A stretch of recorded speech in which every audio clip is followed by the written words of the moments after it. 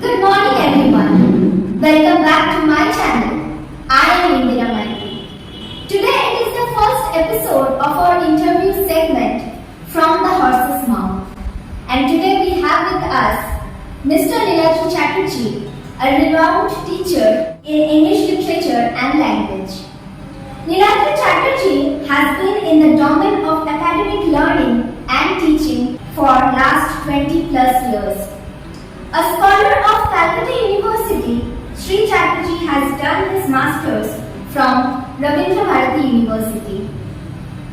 He has specialized in different streams of English literature and language from prestigious foreign universities such as University of Queensland, Australia, University of California, Berkeley, and Harvard University, Massachusetts. Sri Chatterjee is also an academic author for S. Chand publications. He also has a flair for poetry and has some international publications. He has also authored a few very useful academic books and an anthology of poems with his niece, Miss Oindrila Chowdhury, a prodigious writer. Good morning, sir. Very good morning. So, sir, I am here today to ask you a few things related to your personal experience in the academic domain.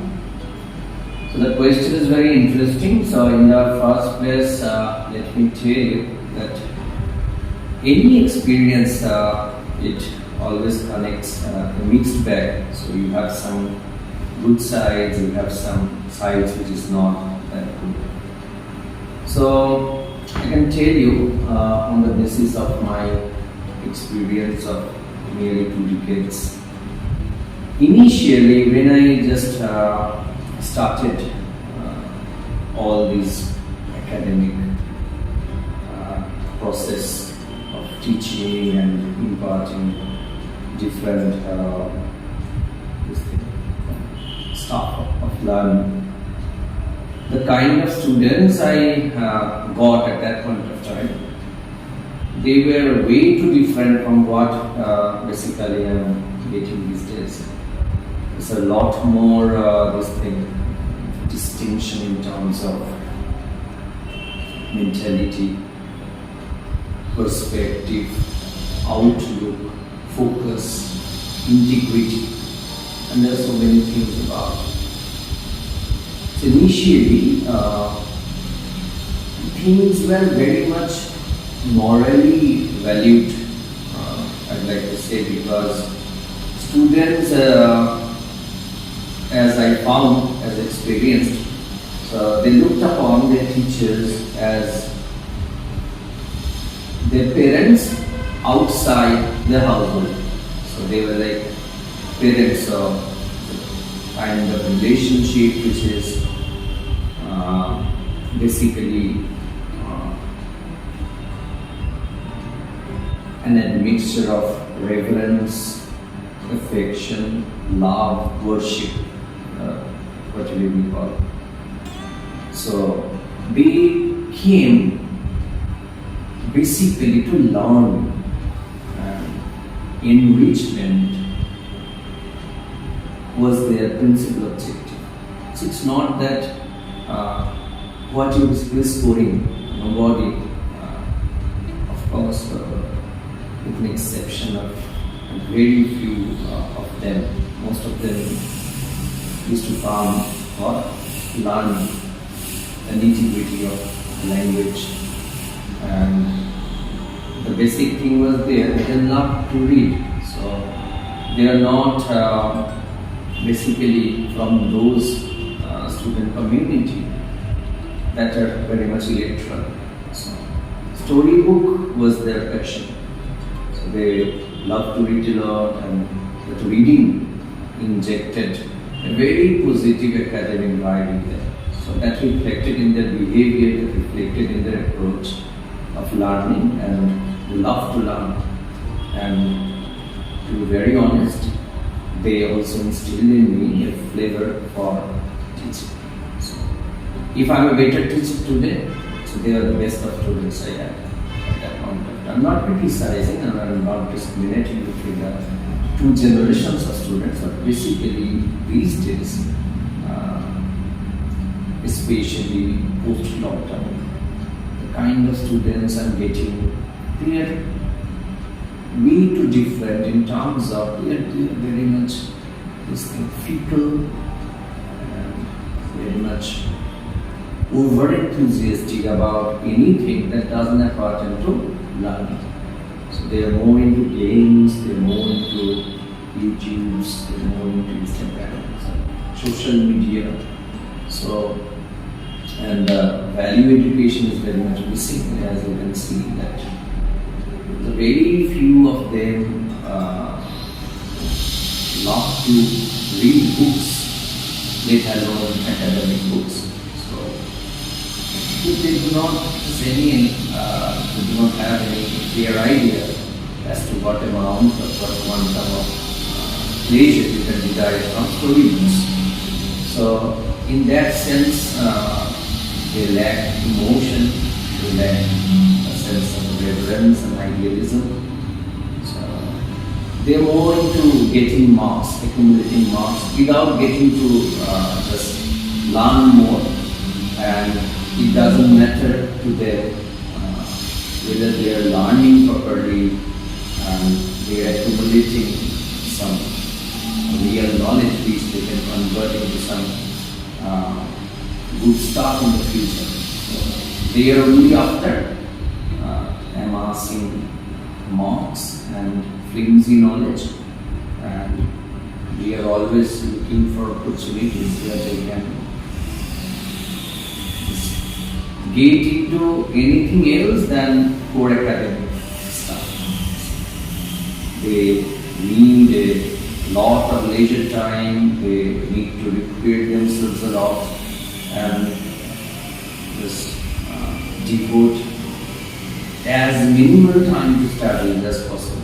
So learning has not been a very pleasurable activity these days, and teaching has become painful to some extent. So tell us something about yourself.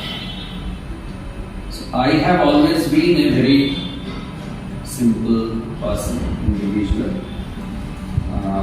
brought up in a joint family, having some very fond memories of childhood with lots of cousins around. So I was very much into sports and games. I loved to fly kites. I loved to watch movies. I loved to read storybooks. And to my core, I am a very emotional human being. And English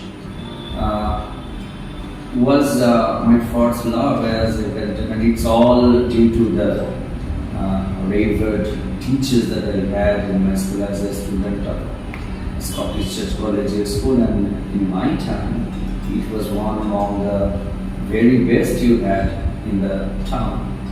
And the teachers, they inculcated in us lots of positive moral and idealistic values. So we always remained very much expected to learn something wonderful from them. So they were master storytellers. So we learned most of what we know today from stories rather than academic books. So they injected that spirit in us, to say the least. So I never claimed that I was a bookworm. I never spent excessive time in studies. I was a kind of smart learner. So I needed ample time for my sports and other activities. But in our generation, methodical learning was very much preferred. That you have to have a routine, you have to have a timetable to which you comply, and there's a everyday reading kind of a thing. So you are sitting for your studies, every day. So in 2 halves, 2 to 3 hours in the morning and 3 to 4 hours in the evening, and that's it. So we watch TV, we used to watch a lot of cartoon shows, movies in the weekend, and lots of games and sports and fun and frolic around. So later on, when I was in very deep relationship with the English language, I started reading stuffs from various literary segment, and to be very honest, I'm very much fond of poetry and Robert Browning, William Blake. Some of the kids, they have had always a massive influence on my thinking. So I love poetry and I try my hands in poetry. I don't know how much appreciation I get, but I still love it. And this is all about me. You are also a writer, so tell us your experience in writing. It's love. It's absolutely love. It's the best time I get to have when I am with my writing. So it's unalloyed entertainment and enjoyment for me. Are you writing something presently? Yes, of course. But let me tell you, besides English, I also write in Bengali as well. So I'm trying my hands to something funny, comical. So I'm writing something. Would you like to share some incidents with the viewers? So, specify what kind of incident do you? Your experience in the fields of writing? Anything? So, writing, as I have already told you, it's great fun with me always, but it also keeps you in pain and trauma. So, you know there's a phrase called writer's block, so that gives you some hard time. But when you are just provided with some very good ideas, and wherever you are, you feel like penning them down instantaneously, lest you should forget. So it's all very funny. So tell us about your experience in teaching post-pandemic. So as we all know, pandemic has been a real blow for us in every segment that there is. So you don't have to say anything new about this, the trauma, the hardship, the suffering, and all the negativities that we had undergone through these 2 years of pandemic. It's massive, so there's no field which is not impacted negatively by pandemic. So, as I've already told you that the academics in our state of West Bengal, it has been crumbling already. So what the pandemic has done, it has merely added insult to injury. And students were already averse to learning. So now they have sort of read an adieu to the entire academic domain. They don't want to learn. The most negative thing that has developed is passing a test without even appearing for it. So that's the sort of negativity that your online education, which I think to some extent in our infrastructure, so far as West Bengal is concerned, it's kind of eyewash. So you don't know what you are teaching and you don't know what you are learning in both the different poles, and you have very few students who are basically eligible for this kind of learning, which is founded mostly on trust, honest, discipline. So I say, I'm afraid you can grossly disagree, but still I can say that we really have very, very few students who are worth this thing, online learning. So when you don't need to learn, offline or online, it doesn't matter. You don't learn. And to be very honest, the lion's share of our students is this. They don't want to learn. And pandemic has proliferated, it has intensified this negativity in the domain of learning. 2 years of lockdown, most of the schools and colleges were closed. So, how did it affect the lives of the students? What is your opinion in this? This is also mixed bag. So, while some students were visibly frustrated, depressed, and they were very much circumspect as to their future, this academic future, their career. On the other hand, there were so many students who had basically indulged in the luxury of time wasting.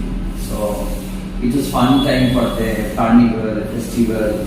So they did everything but studies. So sir, you have done different courses from University of California, University of Queensland and Harvard University. So what is your experience in this? So basically the basic difference between their kind of academics and our kind of academics is discipline in the first place and method. So what I've learned from them is being methodical, being disciplined and intense knowledge of something, nothing sketchy. So in that sense I have been vastly benefited, I like to say that now I am a more disciplined teacher than I used to be. Is it all because of the foreign universities? So not basically the values I had imbibed, as I already told you, from my respected teachers in schools and colleges, and then so far as the foreign universities are concerned, they have taught me how you can remain both smart and intensive when you teach. So that is the basic thing I've learned from them. Sir, how was your experience in the online classes? To be honest, very bitter. In the first place, I am not at all a tech savvy person.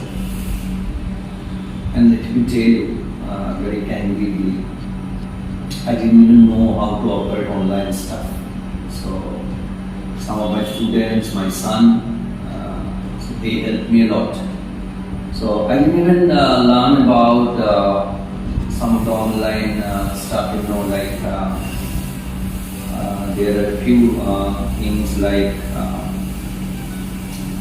Google Meet and then some other class methods. So I was never into all those things and I have very little idea and I don't know about the students, but I was very, very tensed and nervous myself.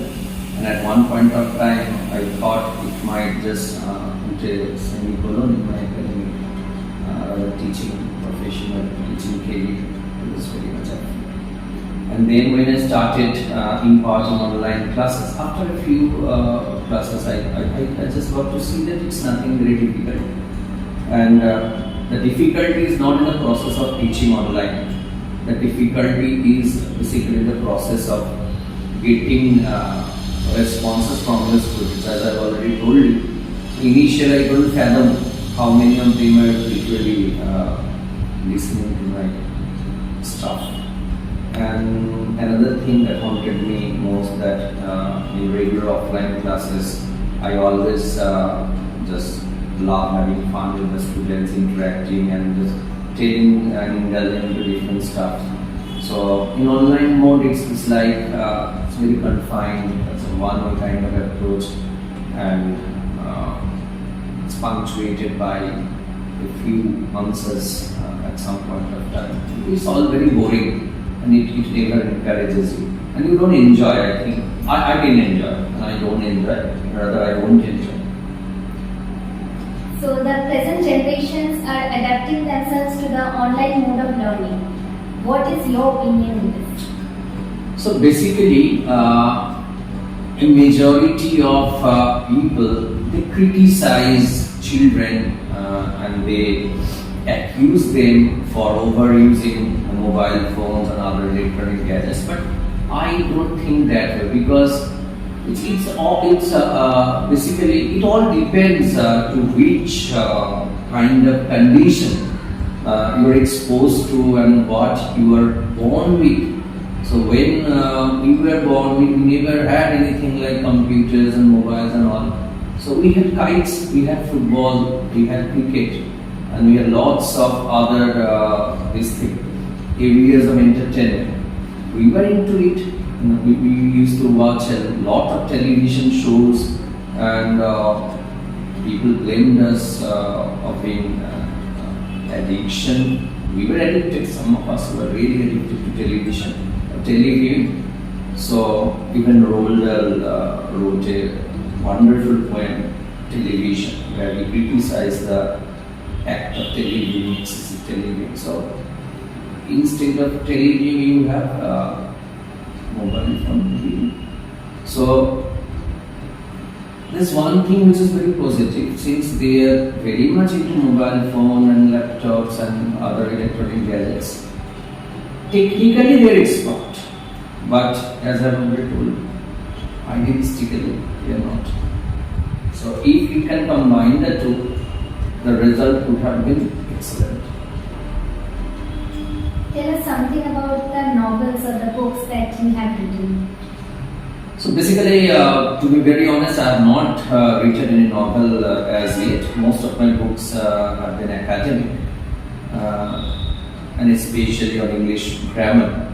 And then I have written one anthology of poems with my niece Oindrila, who is very talented, gifted writer, and she has also had her publications from Penguin. So she's a pro, and she has always been one of my great inspirations, to be very honest. And we also started in our academic institution one magazine, that is purely Bengal, Poshla. So we have already published our first edition of the magazine, which is, I think, quite appreciated. And I have some ambition of writing a few novels in future. So let's see how things get along. Lastly, what would be your advice to the student community itself? So in the first place, if you want to give some advice to the students, they will judge you in the first place, and they will tell you. So now here comes another advice back. So they won't rather appreciate what advice you're going to give to them. Rather, I would say that they should learn to be honest in anything they do. If they don't want to learn honestly, they should impress the same upon their parents. And if they want to learn, they should be religiously into it. It's the simplest advice that I can give. It was a nice segment conversing with you. Thank you very much. So I'll be looking forward to more opportunities such as this. Good day. Thank you. For more such videos, like, share and subscribe my channel.